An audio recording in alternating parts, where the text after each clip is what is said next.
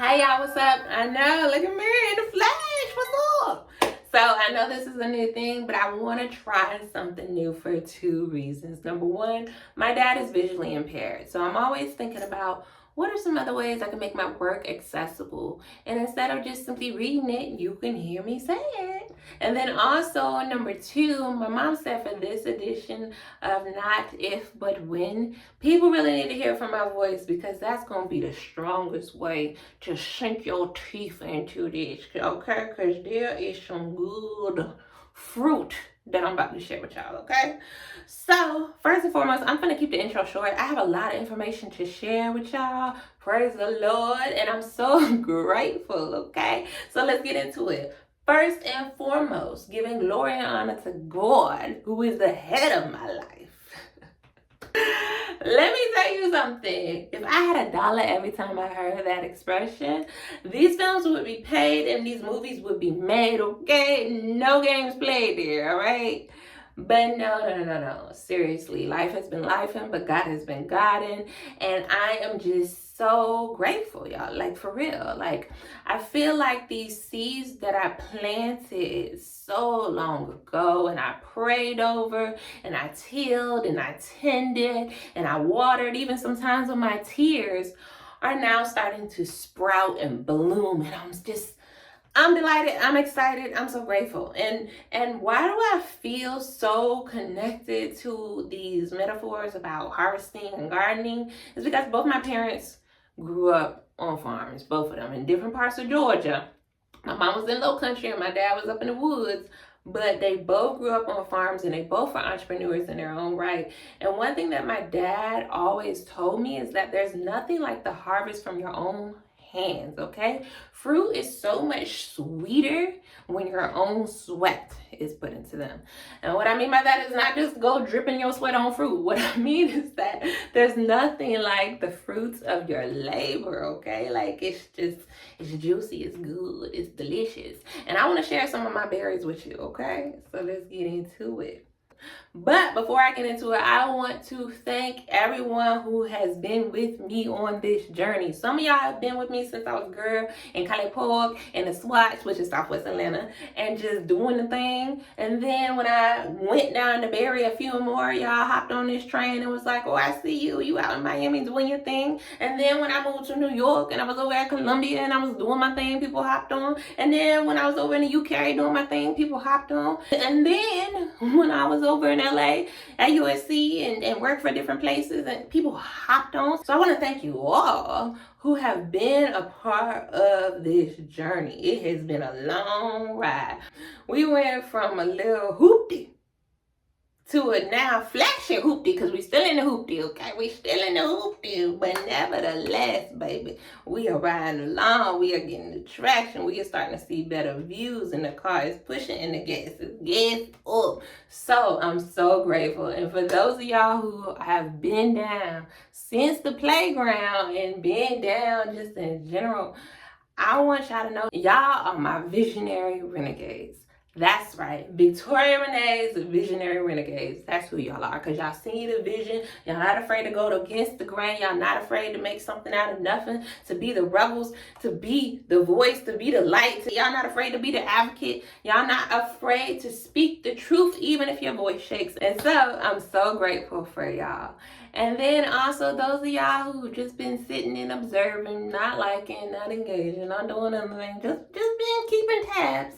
I want you to sit back and relax because there's going to be so much to witness. And like I said, I'm excited to share. So let's get into this edition's Not If But When. All right, hear you, headline. Victoria Renee has made her first feature on Deadline. Hey, y'all like how I did it. I'm just playing, but yeah, like a film that I directed and produced called Sex, which was written, executive produced, and stars Kirsten Stevens and was also produced by Jovan Williams, is being featured in the Oscar Michelle Film Festival. Our film screens October 24th at 1 p.m. and you have got to check it out. it's doing its thing, okay? Debbie Allen called it hilarious, and she was like, when we gonna see the longer form? You got the Broad Humor Film Festival that gave us the 2025 Audience Award, meaning the whole audience voted for our film and said, yup, this one is it. This one's legit. They liked our film. And the other thing about this film is that I have big news. Big news. Huge news, okay?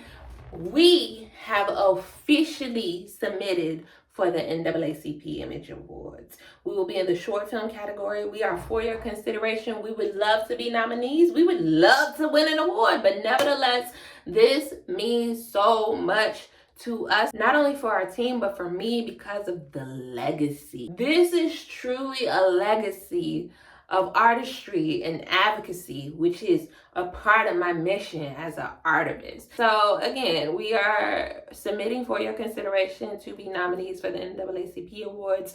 If you are part of the nominating committee, I invite you to come check out our film October 24th at the Oscar Michelle Film Festival. And guess what? I will be in LA, y'all. I will be there. I will be in the building. So you need to pull up. Thank you. All right. That's a lot going on with this one particular project, Sex. Victoria Renee Productions got a whole slate of projects. And as y'all know, Catharsis is still in post-production, okay? Welcome to indie filmmaking. We moved from picture cut to coloring. We are now in VFX, and we'll be moving on down the timeline. And it is not too late to support this Victoria Renee original production. What is the difference between a Victoria Renee original production and something Victoria Renee Productions produced? Is that a Victoria Renee original production came out of this big old noggin right here. And something that Victoria Renee Productions helps produce can come from anywhere, and we just hop on and support. And one of the ways that I did this year is not only through a short that I helped somebody else produce, not only through a talk show that I cannot wait to talk about how we help produce. I also do work for hire, and I was hired to be a unit production manager on my first feature film. And let me tell you something.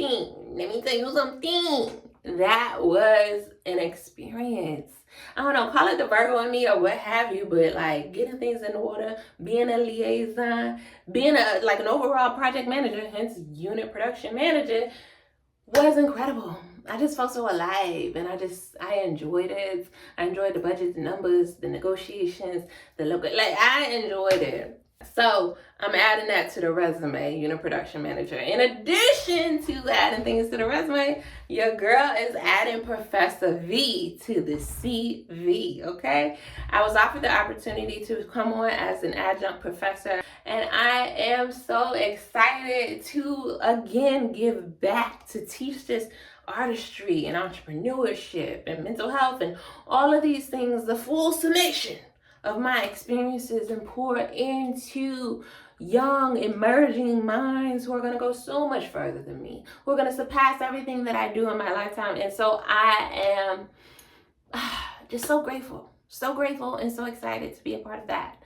And last but not least, one of my scripts for a newer story has been selected as a quarterfinalist for the Writers' Room of Georgia's September Sci-Fi Screenwriting Contest. This is a part of Trilliff Studios, and Trilliff Studios, as you may or may not know, is a studio that did all the big Marvels and things like that. So one of my scripts is in a running there, and I'm so excited about that, and I'm so grateful, and you know, we're going to continue to do this work.